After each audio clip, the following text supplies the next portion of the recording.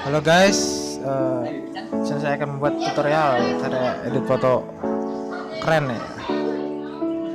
Aplikasi yang sangat canggih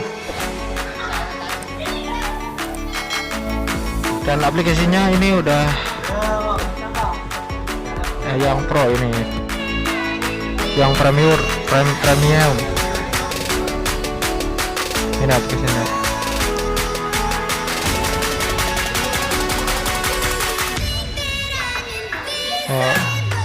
Kita akan itu buat efek bokeh. Nah, ini hasilnya seperti ini nih guys, kita tekan ini nah, lihat hasilnya guys.